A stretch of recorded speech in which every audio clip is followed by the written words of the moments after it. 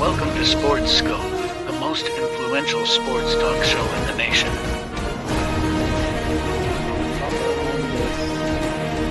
What is today, the 19th? Stay tuned for updates and great sports content. Hello, everybody. Welcome to Sports Scope. I'm your host, Robert Butler, on this 20th day of February. Got a great show with you for tonight. Giannis Antetokounmpo, the documentary on the Bucks' sensational player, two-time MVP, NBA champ, came out. I want to say it came out yesterday. It's a must-see. It's a must-see for current NBA players. Players who inspire to be in pro sports, the NBA, Americans in general. It is a really, really good documentary. Amazon usually don't do good ones. Most of them are terrible. The All or Nothing one was good, but this one was really good. Way better than the Kels one and whatnot. It's about humility, and I'll get into it after the break, of course. But going to talk about that. I watched the whole thing as soon as I got home from the day job today, and also Jason Whitlock was right. Going to talk about a comment he made about the NBA fixing this lack of competition problem. He made a really good point about the NBA. Justin Fields unfollowed all of the Bears, anything to do with social media on Instagram. He's really irritated with the Chicago Bears right now. Justin Fields is. Going to talk about that. A lot of talk in the news about Baker Mayfield, Mike Evans, who to keep. Do you keep them both? How much do you pay them? And then what? And then what? Going to get into that as well. And, I've got a few other news and notes I'll get back. But first, let's go ahead and take our first and only break. I'll be back here in 49 seconds. We'll hit the ground running here on Sports Scope. Hello, Sports Scope followers. The program has seen tremendous growth since going 5 days a week. I just wanted to thank everybody for your cash contributions and sharing the program with friends and families. Just a reminder, if you want to contribute to the program, go to the Cash App, the cash sign, and Sports Scope. There are other ways to contribute to the program listed at the bottom of the screen. If you want to advertise on the program, go to Sports, that is Sports with an S, another S, Scope, SKOPE, at gmail.com, just like it's listed at the bottom of the screen. Thank you and enjoy the program. Okay. All right. So the Giannis documentary, again, it is really good. Everybody's having a documentary done, right? I love documentaries. Some of them are terrible. Some are great. Some are great. More often than not, they're pretty good. Giannis, A Marvelous Journey is what it's called. I knew he had one brother. He's actually got three brothers. Now, we all know that he's listed as being from Athens, Greece. Yes, that's technically true, but his parents had just moved there, immigrated from Nigeria. That's where you see that level. And I've had some good friends here. I hope I can get back on my Facebook app. I still holding out a little bit of hope that I can get back on there and find some. I got some friends I met out of Nigeria, really good people, gracious people, grateful for everything, and some really nice people there out of Nigeria. But his mother, father, his older brother actually stayed in Nigeria. Didn't really explain the details of that. But his other three brothers, mother and father, immigrated, I want to say in like 2000 or something like that. when he was a baby from Nigeria up to Athens, Greece here. And there were some issues in the early 2000s with the economy downturn and everything in the Greece region, and he described it as being taken out on the migrants and immigrants there, and some racism or whatever from the local Greece people, and saying that him and his brothers from school would let's see how fast we can run home from school. Okay, made it like a game. He was I think he was the oldest one of the brothers, and they're running home because they were scared they were going to get jumped on.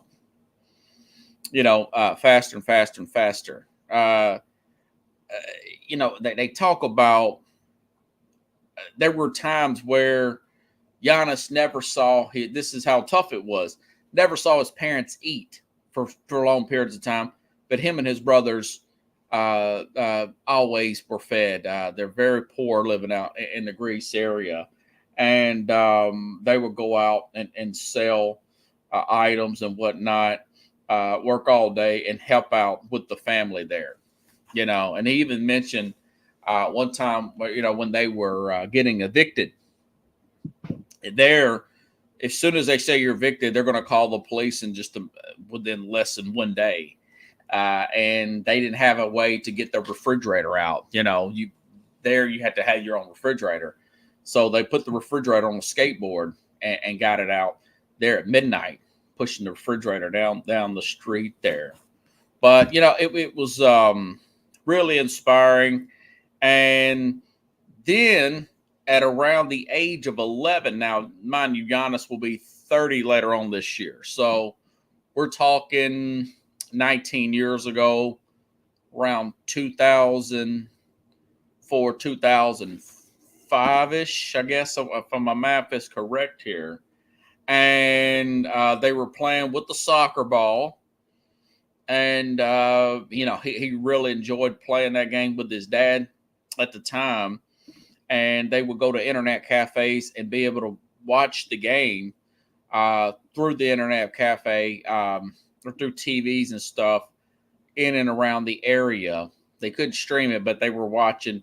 So he started playing basketball, fell in love with it, and was watching Kobe Bryant a few years later. I'm thinking around 2008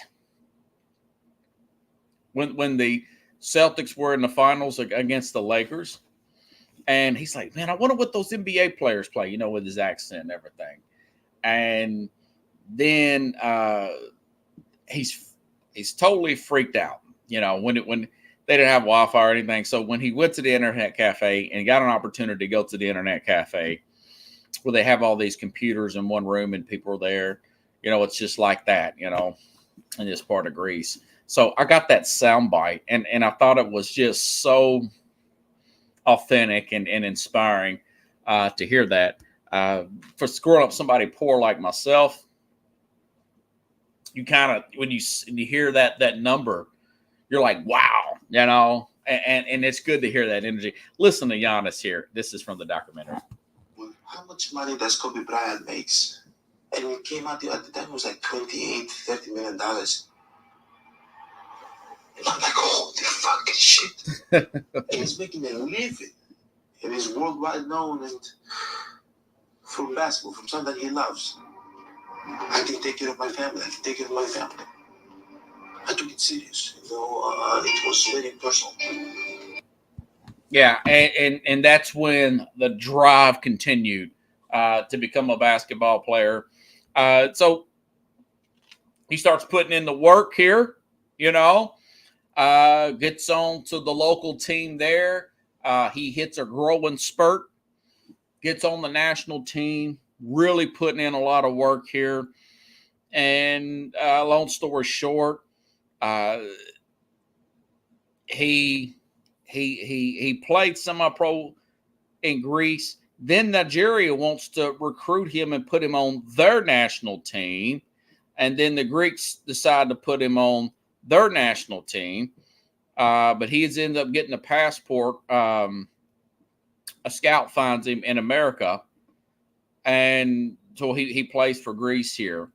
But then it fast forwards to 2013. The guy's never owned a suit before, finds an agent, goes to New York City for the draft here. And it was a funny thing when he was actually drafted in 13, fast forwarding it. He was drafted number 15 overall. Okay, he's only 6'10". You know, we all know he's over 7 foot now. He's still growing. He's still growing 18, 19 years old. And David Stern, his brother's there with him. They found a way to get his brother a passport to America to go to the draft. And he's like, I'm watching the commissioner. I should have put that in there. I should have recorded that soundbite. But his brother goes, I'm watching the commissioner, and he's taking a long time to look at the name. He's like, right then, I knew it was Giannis. And, of course, yes, it was, with the 15th pick, Giannis. And, of course, to David Stern's credit here, he gets the name out the first time. Everybody butchered the last name, with the local radio people called him the alphabet. When I was out of work, I was between jobs. I technically went out of work. In 2015, he had a couple years in the league, and I was just doing real estate. I wasn't doing security anymore. I was trying to get into another field. I had one good real estate sale, and I was living off that for a while. I was going to be a manager at Wendy's, but that didn't work out. It lasted a few days into training. Instead of going back to security, I was just living off my one good commission, And I'm playing a lot of fantasy basketball through DraftKings at the time, and I'm listening to all these Giannis games, because I'm like, man, this guy with this long name is balling out there, and the local radio guy just calls him the alphabet. I was listening to it on NBA.com at that time in 2015. Lo and behold, that turned out to be Giannis Antetokounmpo. But it was funny when he got drafted. He's like, I've heard of New York, LA, Chicago. I've never heard of Milwaukee, And then they talk about Kareem leaving to the Lakers like it was some kind of omen. But Kareem won a championship with the Bucks back in 71. And then it tells a story. This guy's like 18, 19 years old, used to live in dirt poor, having a grind for every single thing, Him and his brothers out working, selling stuff to just to eat that night. And he was astonished by the team's asking to wash his clothes. Like, do I wash the clothes? Like, no, you give them to me. I'll wash them. I'll give you back. He's like, really? Oh, okay. So, he's pretty lonely there. He's wanting to get his parents here. And so the owner, he's like, listen, if I can't, he's getting his green card or whatever, visa's about to run out. And he's like, if I can't do it, I'll just go back. I mean, he already made some NBA money, which was huge to him. This guy's huge. I mean, he's so grateful. And the owner of the Bucks called Senator John Kerry and did a favor for him. They worked out something with immigration, so he got his parents over here. And, it was like the team trainer. They interviewed Jason Kidd, who was Giannis's coach at the time. And you could just see the guy light up when his mom and dad.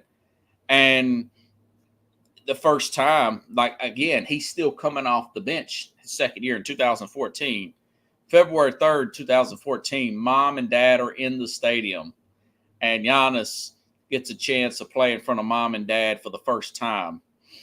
And 15 points, 3 rebounds, 2 assists, not that many minutes.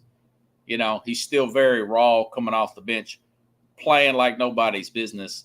So once mom and dad move over there, he really settles in. And we all saw the maturation in Giannis's build and his physical growth. He grown 2 more inches. He's over 7 foot now. And he put on 50 pounds. 50 pounds. And it was funny, when he was first playing there here by himself, before his younger brothers moved over here, he looked at his brother. He's like, you've gotten fat. And he's like, yeah, I'm getting fed, because he had been sending his mom and dad all that money playing over here. And they'd been eating on a normal basis. But, the trainer said, hey, this guy was malnourished. And now that we've got him on a proper diet, actual food, actual just, nourishment, and the desire to win and be good is there. So he really settles in. And then, of course, like a Brett Favre, when his dad died and wasn't sure when he was going to play. Just before the season started in 2017, sadly, and almost made me cry, Giannis's father, 54. Now, he had been in the league at 3 years at this point, so he got a chance to see Giannis, got his parents some new clothes, got him a nice place to live here. They got citizenship and whatnot. And he falls over dead at 54. Giannis is probably 22 at the time, maybe.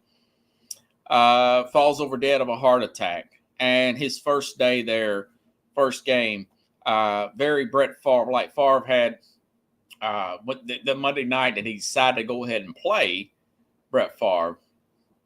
5 touchdowns against the Raiders, played out of this world.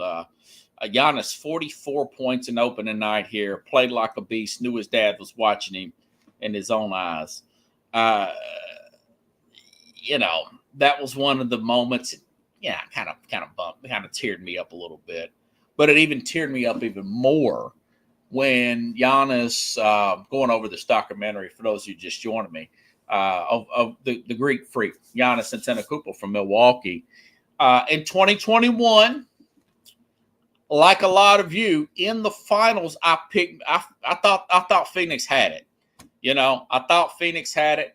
We all know that Giannis missed the last 2 games of the Atlanta series, of the Hawks series, but the players rallied. They end up winning that, getting to the finals, right? He comes in, plays game 1, plays game 2, come up just short.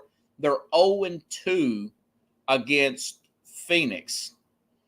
And we know what happened. It was very much like the 96 Braves Yankees series, where the Yankees got up. It might have been 98, but I think it was 96. Yankees got up 2-0 at first, or Braves did, excuse me. Yankees come back, win 4 straight in dominant fashion. That was the same thing with Giannis here, really going into beast mode. Milwaukee, we know what happened. Wins 4 straight. Giannis had problems with his free throws, dominant with his free throws. To top it all off, in game 6, it comes back to Milwaukee. If you recall, 50 points at home, the most ever. Scored 50 in the clinching game. Totally elevated focus, very Patrick Mahomes-like. And ironically, he scored 50 points in game 6 to seal the victory in this championship against the Phoenix Suns on the 50th anniversary of the last time they had won a championship with Kareem Abdul-Jabbar back in 71. How ironic. He's tearing up. He said he's thinking about his dad, sitting in the chair by himself at the arena. All very, for some of you older viewers, Michael Jordan-like, holding the trophy when he wins his first championship since he retired, played baseball, came back. Remember, his dad was murdered by those guys that's trying to carjack him back in 93. He takes 94 off, comes back 95, a little bit out of shape. 96 when he wins his first championship on the way back, crying, holding on to the trophy. You could see the emotion coming out of Giannis because he done it without his dad, but he's like, hey, my dad's here in spirit. It's a very good story, you know. It's about rags to riches. I mean, Giannis has made, I know he's made one $200 million contract with the extension. He's going to make probably close to $400 to $500 million. He's setting up foundations, you know, for Greece, immigrants in Greece. It's really good. It's really good. But, you know, it goes to show you, I want players to see this because I want players who are inspiring to play in the NBA to see this. Quite frankly, I'd like to let every American see this documentary because some people, and Jason Whitlock talked about this. I'm going to play you a bite from him. There's such a level of entitlement with a lot of these American NBA players that is a turnoff to your everyday blue-collar working people. They've been told they're oppressed and all this, the black guy. And this is what Whitlock says. And I thought, yeah, that's true. I mean, this came in when Whitlock's talking about he's talking about the 200 points the West gave up in the All-Star game. It looked like a bunch of guys just playing around a pickup game in the Y. I've seen guys in the YMCA play harder than that, you know.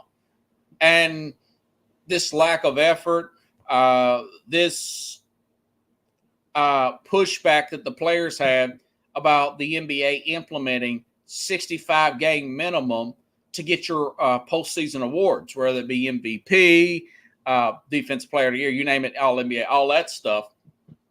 But you hear a guy like Giannis who's just so grateful for this opportunity. It's just really touching to hear his story. You know, he tells a story one time that he used all his money up from his ATM. You can only get so much out of the ATM for one day, you know, and he didn't have any cash, and the cab driver wouldn't give him a ride because he didn't have any cash. The guy didn't even know him. This guy's in Milwaukee on his way to the game, you know, and he's running to the game trying to just get to the stadium. This is crazy talk, right? And this family stops and say, "Are you Giannis Antetokounmpo for the Bucks?" He's like, "Yeah, I am, man. I don't have any money. I mean, I got my card here. They won't take my card in the cab and blah, blah, blah." So they give him a ride to the arena. And he said, "You know, I'll see the good in everybody." So he doesn't have this chip on his shoulder, you know, like your LeBron Jameses of the world and everything. You just love that gratitude. And you hope that, you know, after he's kind of been around, you hope that he doesn't lose that, because that's what's lacking from a lot, not everybody, but a lot of the American sports. I think a guy like Patrick Mahomes has a lot of gratitude, but, you know, the smug attitudes of your LeBron James of the world at times, you know, a lot of the big time athletes over the years, you know, saying stuff like that. I just use LeBron as even Kobe as a player was very smug about stuff, you know. But like I said, very good. Okay, now Jason Whitlock, kind of tying all this together. All right, like I said, he had a brilliant idea to pay the players to really enforce motivation. He says, even if we got to go to a lockout, this is what I said a couple of years ago. I actually commended somebody like Stephen A. Smith, who said something smart today, which I'll talk about later on. He says they need, I think it was last year, Stephen A. Smith said that with the crap that Kyrie Irving was pulling, trying to get out of town, push his way out of town. I can't remember where he was at. I think it was with the Nets last year, right? And he said these owners are going to start going for pay for play. You know, I mean, you play, then we pay you, right? And of course, Jason Whitlock, and I got the soundbite here. He was talking about after this debacle in the All-Star game with guest Steve Kim. I'll let you hear it, and then I'll explain it here in just a second. Let me see if I can get it off of his show here, and feel like they can actually say what they really think. Steve, I'm telling you, I started writing about this, I believe, in 2008. If you don't figure out a way in all professional sports, but particularly in the NBA, where this entitlement mindset really lives, if you don't find a way to attach half of their money to wins and losses, where they, again, if a guy's making $30 million, if you give him a base salary of 15, and then he has another 15 million he can earn based on wins in the regular season and postseason, I think that's very fair, and that's the only way you're going to restore some integrity to these games. Jason, a few highlights that I saw of that game yesterday, it looked like the Pro Bowl, but with a basketball hoop. You think I got the Kim said Pro Bowl with a basketball hoop? Yeah, I mean, can you imagine a base salary of $15 million, and the other 41, all 82 games, a portion of that other $15 million can come through winning those games. Can come through winning those games. You know, there used to be an old adage in business, and when I was looking at real estate investing and having people work for me and stuff, it was always told to me, where I read it or I talked to a mentor or whatever in the field of business, particularly when you're dealing with contractors. You pay them by the job. You don't pay them by the hour. Why would they ever finish? You know, you pay me, and my job right now, I'm paid by the pickup. I'm not paid by the hour. For example, I'm a medical carrier. I do distant runs sometimes. When I first started back in 2015, when I first started in 2015, if I got a run to, say, Atlanta from Nashville, Tennessee, that would be $250. You know, that was then. Now it'd be like $325 because of inflation, right? But that's 8 hours, 4 hours there. That was pretty good money to me because I knew exactly how much I was going to get when I got back. But I got my check the next week, you know. I couldn't imagine if I was working a regular 8-hour day job and they said, we're going to send you to Atlanta. I'm like, golly. But if I knew I was going to get that money, if I knew I was going to get the money just for making that trip, it's just a totally different mindset of you win this game, you get this money. We saw how hard the LeBrons of the world played in the in-season tournament because they had financial incentives tied to that tournament. What if you did that for all 82 games? Maybe baseball as well. You know, they got 162 games. Now the NFL, you could do that, but the NFL, it's not the biggest issue in the NFL as it does seem to be in the NBA with players having motivation. You know, I like what they did with the time management stuff, but there's something about that, you know, give me that money after I make this win.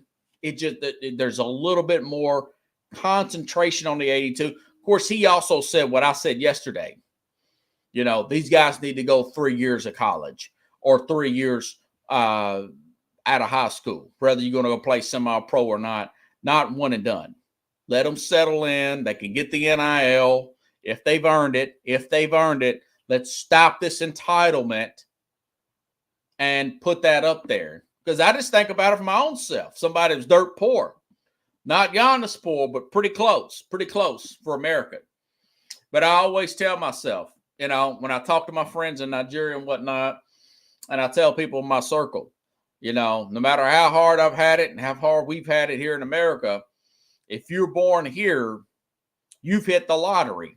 Stop acting like you're oppressed. You've hit the lottery compared to most of these other places, you know. But I thought that was really good stuff there. And you'd hope that we can get back to that part in sports. We can get back to guys are just playing their guts out. Watch some of the old highlights for you all to watch me on YouTube. Look up the Celtics and the Lakers in the 80s. And those you could watch practically. I don't know if you can do it now, but I used to, when I was bored at my security job, watch old basketball games from the 80s and the 90s that were like Bulls, Knicks. Those were really hard-fought games. Pistons and Celtics. Like the loser was going to get executed after the game or something. You know, like it was life and death. Bird playing hard. Isaiah Thomas, Bill Laimbeer, Robert Parrish, you name it. Joe Dumars, who later went on to be the general manager of the Pistons. Those were great series. You know. That's one thing when you make a documentary 40 years later about those particular series and those 30 for 30s called Celtics Lakers, which I thought was really awesome. You want that. And people say, well, because it's so much guaranteed money. Yeah, make part of it guaranteed, and the other part, you get it placed to incentivize winning. That would really change this game, you know, for the better. Good stuff there by Jason Woodlock. Okay. All righty then. Okay, so now Justin Fields is in the news today. He unfollows the Bears on Instagram. That's a regular thing now for players and the modern day player to show their distaste with the organization. And you know, we know they've got the number one pick, and you know somebody. This kind of ties in as well. The entitlement of a Justin Fields here. He's got to look at life through their lens, as the organization Fields does. He's got to look at it through the lens of a Ron Poles, who's the general manager. All right, and his fourth quarter, which is the money quarter. Think about how much improved that the defense was. Going out and getting, Tremaine Edwards from the Bills, signing some big-name defensive guys here, okay? Bringing him in at linebacker, drafting players on the defensive side here.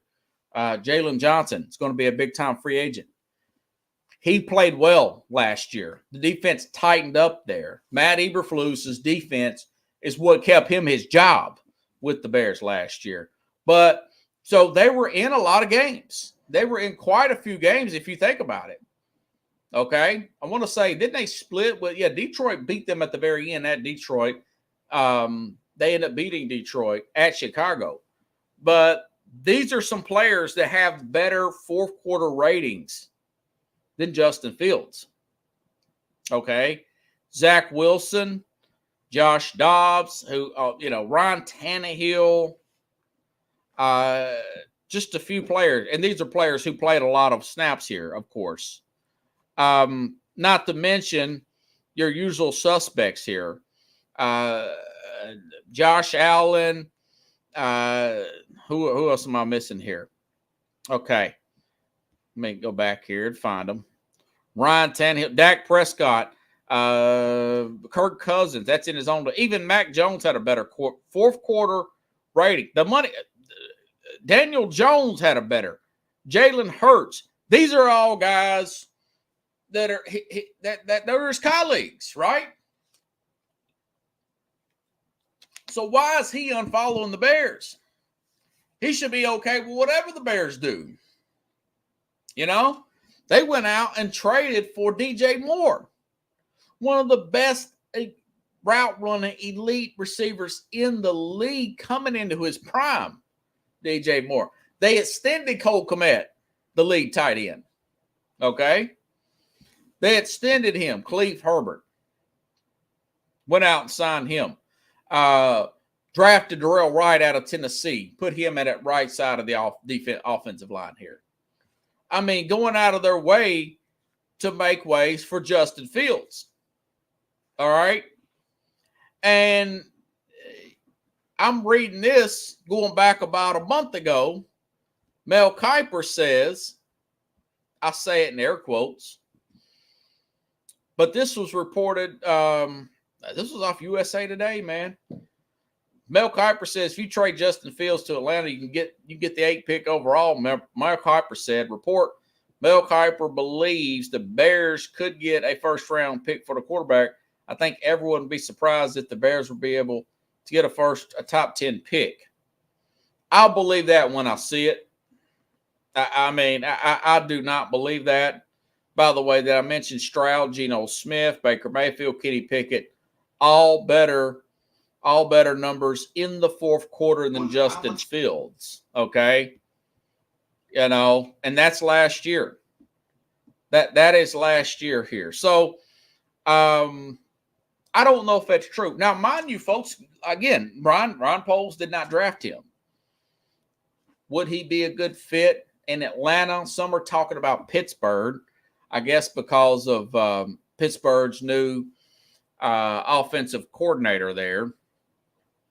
Arthur Smith, former Tennessee Titans head coach, Atlanta offensive coordinator for Titans. They're thinking maybe use him like Ryan Tannehill. Okay. I don't know if I just don't keep Kenny Pickett there. He's a better athlete than Pickett. I get that. But again, Pickett's got a better rating in the fourth quarter. The Steelers defense is keeping them in games. Okay. I'm not so sure if the Steelers don't draft another quarterback. I'm not sure if the Steelers don't pick up who I think that will be cut, a Russell Wilson type of guy. So just because you can run fast and throw the ball deep, you got to know when to run, and you have to be somewhat accurate in the football.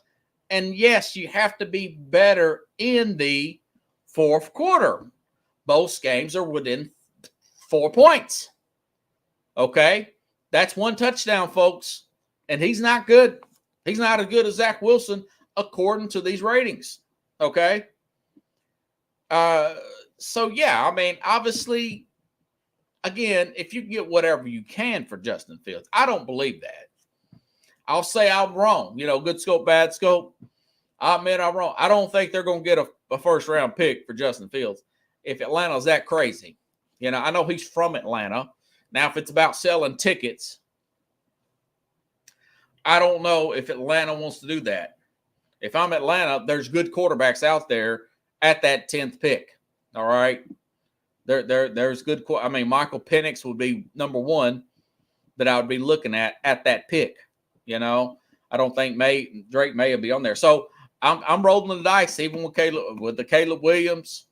There's some type of connection with Caleb going back to his playing days with the assistant that they brought in at offensive coordinator. I've talked about that before. But Fields can't take this stuff personal, man. Of course they're going to hold their cards close to their vest. They're going to see what anybody's going to give them. I'm going to guess they're going to draft one this year. Thought they should have drafted maybe a Stroud last year. I thought Stroud would be better. Now, it's only 1 year. I did hear that Stroud was with Kanye West's ex-girlfriend the other day, leaving the stadium or something as a ride home, Amber Rose. Now, that may be his downfall, but I doubt it. I doubt it, I don't know. I still like him over Bryce Young. Maybe Bryce Young with Dave Canals takes off. We don't know. But either way, yeah, I take a shot with May or Williams. Depends on who my scouts like the best. And I move off Fields even if I can get a third-round pick for him, and let somebody else roll the dice with him. Fields doesn't need to feel entitled. He's got to work to keep his job. Like Giannis said in that documentary. He said, I'm working every day thinking I'm going to get cut. He had that work to eat mentality. You're going to see your best players do that, which is a good transition. Baker Mayfield had a career year. He signed for $4 million. Nobody wanted Mayfield. Mayfield, fourth team since 2021. Remember, he's with Carolina. Well, obviously Cleveland drafted him. Carolina, the Rams, then Tampa. Carolina, the Rams, then Tampa there. So there's discussions on Get Up and around the media today over the last couple of weeks, not just today, of who to keep or if you keep both of them and who you pay who.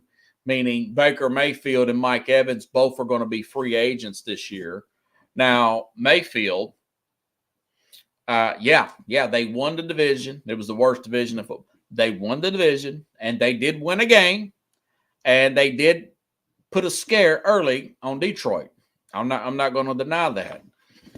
Baker Mayfield, career year. Talked about that the other day under Dave Canales, who is now the head coach of the Carolina Panthers. I get that.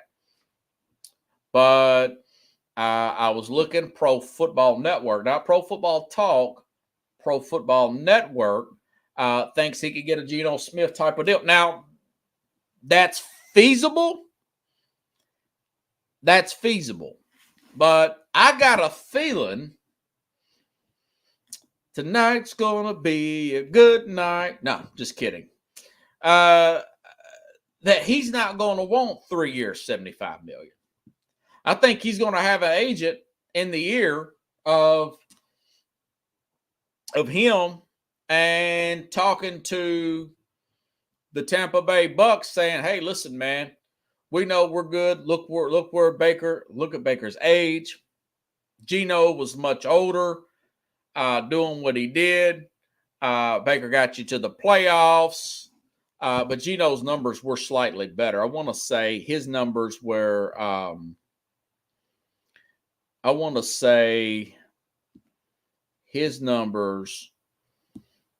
like 30 and 10. And I want to say Baker Mayfield's numbers were like 28 and 10. So, yeah, Smith was 32. He coming in 33.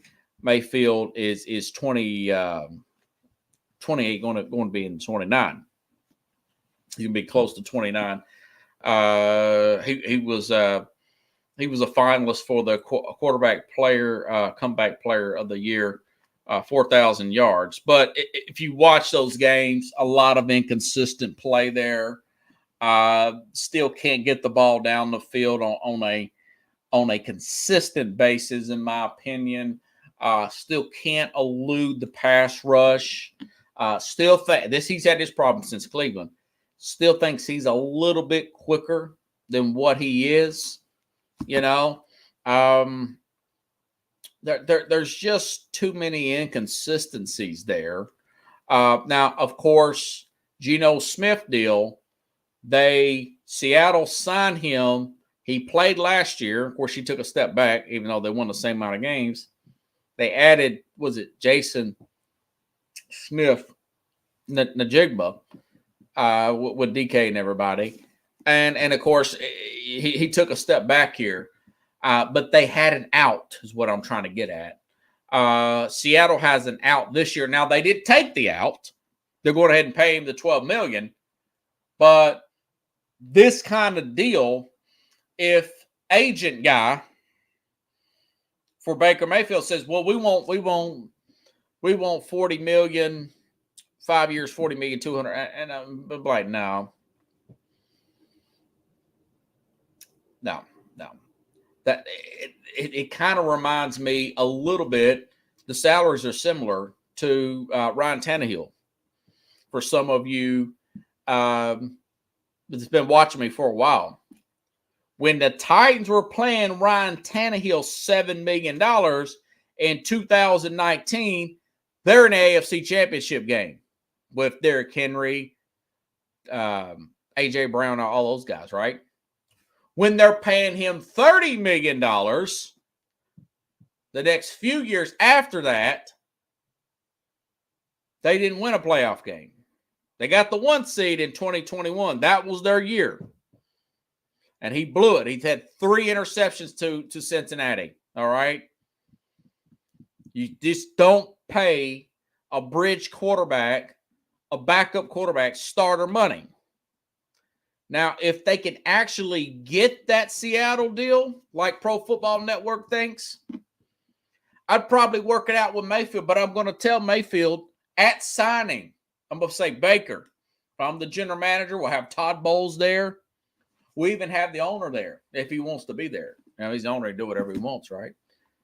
I'll say, listen, Baker,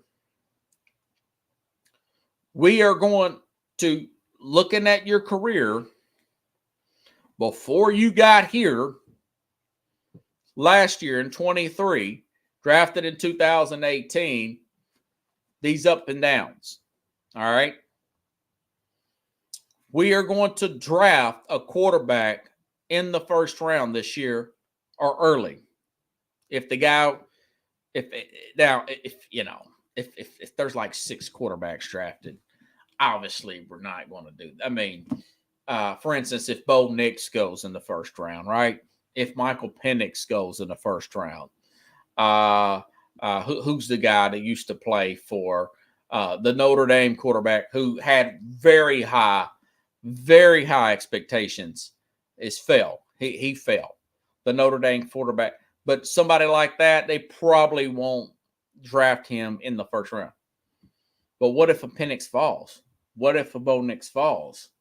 Okay. Remember, they made the playoffs, so they're drafting in the 20s. All right. But we're going to draft the quarterback early. All right.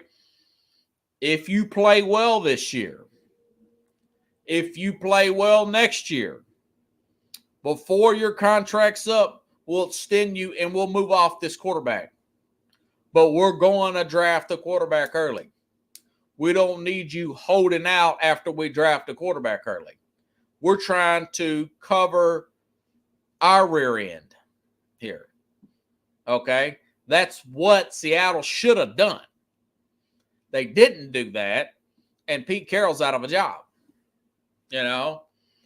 But that's how I would handle it. Hey, things happen all the time. Jimmy Garoppolo was drafted early. Second round's pretty early for a championship level team. Jimmy Garoppolo was traded to the 49ers in 2017. The very next season after this was done, the Patriots win the Super Bowl. In 2018, all right, 19, they get put out in the playoffs. 20, Brady leaves. And, of course, that year he signed with Tampa and ended up winning another Super Bowl. So it can go that way, too. Where you draft a guy, you trade the guy. Trey Lance was traded. What was really weird, I'm wearing a maroon tie. Washington Redskins, Washington Commanders. They drafted Robert Griffin III, I want to say, with a 3rd overall or 4th overall. Gave up a lot. They drafted up. They moved up to 2. They got all these picks up. They moved up to 2. Andrew Luck was drafted number 1, rightfully so. He was the best quarterback. And Griffin was drafted. They turned around and drafted Kirk Cousins in the 4th round. And we know Kirk Cousins was a better player. So that if they can get a Geno Smith-like deal, I would probably do that if I'm Tampa, if I don't have any better options out there, because he did play well last year. But you want to give yourself an out if you're Tampa. Do not give this guy if 5 years, $40 million. Go shop that. You find somebody dumb enough to Atlanta or Pittsburgh. If y'all are dumb enough to sign Baker Mayfield, 5 years, $40 million, per bowl, power to you. We're not going to do that. That's stupid. That's happened a lot. Ryan Fitzpatrick with the Bills? He signed that big deal with the Bills, man. He was just consistently inconsistent. He was a great journeyman, bridge, fill-in topical. I still think that's probably what Baker is. But with that success, you want to leave yourself an out. You don't want to leave yourself without a quarterback if you're Tampa. Todd Bowles I thought Todd Bowles would be fired this year. And then after I heard what he said when that reporter was trying to race bait him, now I love Todd Bowles even more than I used to as a coordinator. But also, it's been talked about this week is Mike Evans. Now, Mike Evans will be 31 this year, folks. That being said, yes, Mike Evans is a Hall of Famer. I was looking at it. Receivers with 1,000-yard seasons. Jerry Rice, the greatest of all time, 14. Mike Evans, 10. I got this from 33rd Team website. He's tied with Randy Moss. I think Randy Moss is a Hall of Fame. Larry Fitzgerald, who I think is still technically not retired, but will be in the Hall of Fame. Terrell Owens in the Hall of Fame. So it'd be 31 in August. But I did read some startling numbers for Mike Evans. An estimated figure, according to, I think this is 33rd as well. That's Pro Football Network. Mike Evans is expected. An estimated figure put into value as the Houston Chronicle, reported Friday that he is expected to command $25 to $30 million. $30 million.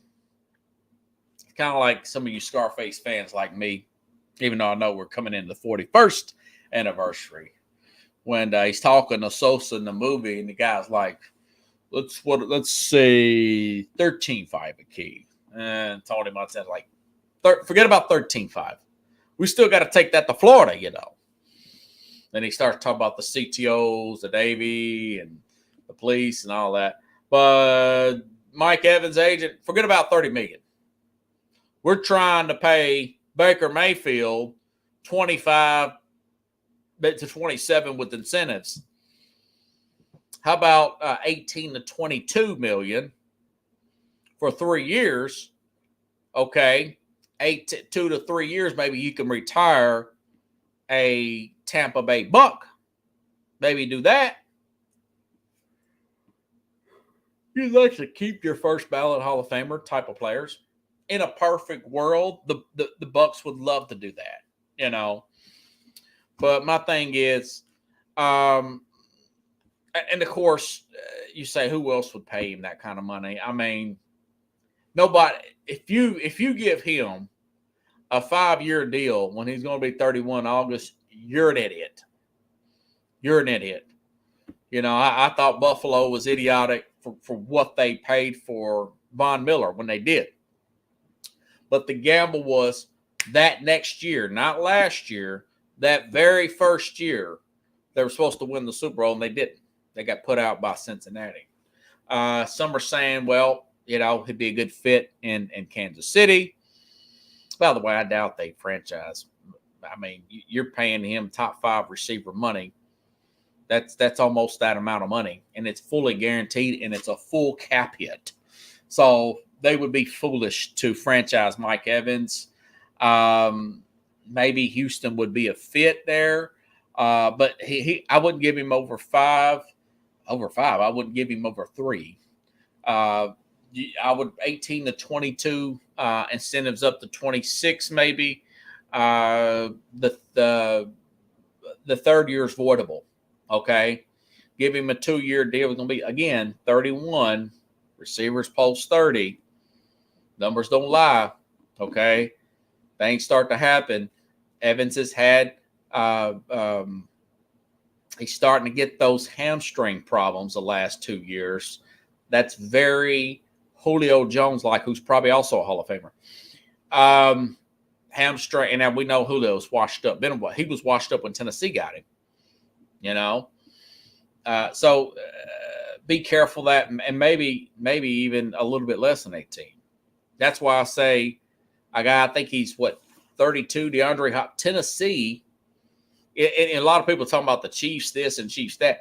Tennessee has a gold mine with DeAndre Hopkins. Okay.